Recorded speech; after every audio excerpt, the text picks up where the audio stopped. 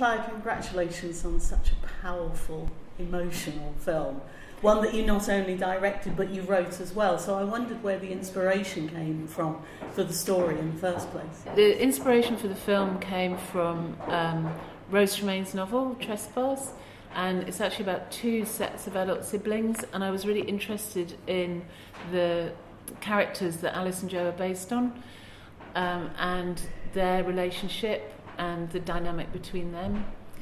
And they're people who kind of grown up working the land, and Alice was sexually abused by her father, and really they've dealt with the damage in very different ways, the brother and the sister. In the novel, the other set of adult siblings have come to buy the land, and they see the land in a very different way. They kind of almost aestheticize it, and I was really interested in those people who'd grown up on the land.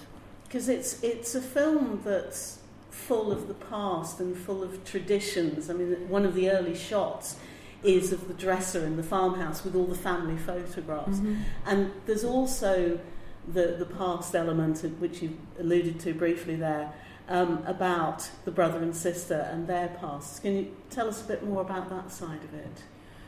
Well, in the story, in the past, Alice was sexually abused by her father, and she has intrusive memories, which kind of are different from those memories where you choose to remember something. So they're almost kind of trespassing on her mind. And I suppose what I was really interested in exploring was how that's impacted on the relationship between the siblings. It's obviously an incredibly difficult subject matter to try and make a film about. And one of the things that was really important to me was that it wasn't a reveal, that it wasn't revealed in terms of a narrative structure, that it wasn't something that was revealed further down the line, that you kind of knew up front. It was there from the outset, really, wasn't it? I think the only reveal is the brother's knowledge. Yeah. Well, I mean, that's... And his guilt. Yeah. And his misplaced guilt, well, that's my point of view, is that it's a misplaced guilt. And also, in a way, I think he knew, but he couldn't make any sense of what was going on. I think that's partly what was so difficult for him. He was confounded by it. In a way, I think both of them were confounded by it. And it's very difficult making a film about something that is unspoken, but has done damage to both of them, and partly because it has remained unspoken, which is kind of easier to do in a novel in a way, because you've got access to people's kind of internal worlds, and you can jump around in time. And that was the real challenge of the film, in a way, was how do you, because you need to know that that's what's happened, so that you understand that it's about how the past is impacting on the present. That was the challenge, was to kind of how to convey that sense, and I wanted it to be more of a feeling than a story, if you see what I mean. And you've got Ruth Wilson and Mark Stanley as the brother and sister. Why did you cast those particular actors? What did they bring to their roles? Because they're both absolutely brilliant. I'm not going to argue with you on that. Yeah, I mean, I think they're both incredible actors. And I couldn't have hoped for better actors, better casting. They can convey so much with so little, and they completely inhabited both of those people. They also had to learn a hell of a lot of skills and be very kind of physical and brave. And so there was they needed to be a kind of psychological strength as well as a kind of physical strength, and an ability to be just absolutely nuanced in their performances. I don't know how they do it.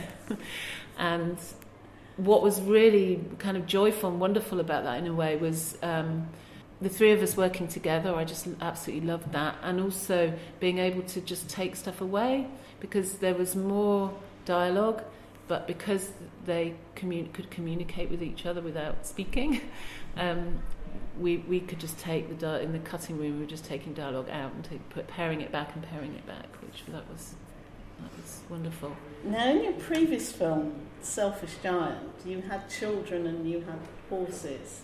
You've got a lot more animals this time round, particularly an awful lot of sheep. Did that make it more difficult than before? It did. Horses are a lot easier to work with. And the horse on the Selfish Giant, it was called, real name was Ragdoll, she was just lovely. So she was so nice having her on the set, because you could just kind of go and lean on her if you felt stressed. She was amazing. Whereas the sheep, it was really difficult working with the sheep, to be truthful. We had this fantastic shepherd called Brian Nutter and his dog Jess, and he was absolutely brilliant. Him and Mr. Gart, the guy who owned the farm, they were just excellent sheep wranglers. But for the rest of us, and Ruth and Mark, actually, they were really brilliant at handling the sheep. But for the rest of us, it was really pretty tough.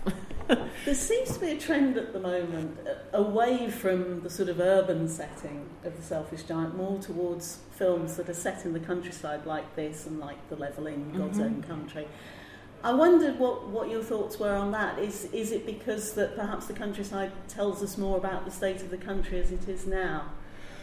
I think it must be, although we didn't sit down and have a conference or whatever, but I think it must be to do with the environmental crisis and about our relationship with nature, or the natural world or natural resources, and understanding that it's political.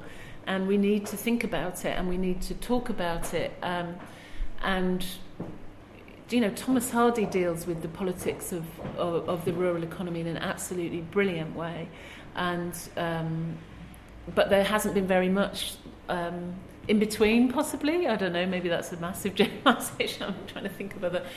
And I suppose film adaptations of Hardy give you a kind of a distance. Yes. Whereas I think, in a way, with The Levelling, God's Own Country, and Dark River, you've got something that's very contemporary, that's saying politics of the land are really important, and we need to think about it, and we need to talk about it. Clio Barnard, thank you very much indeed. Thank you.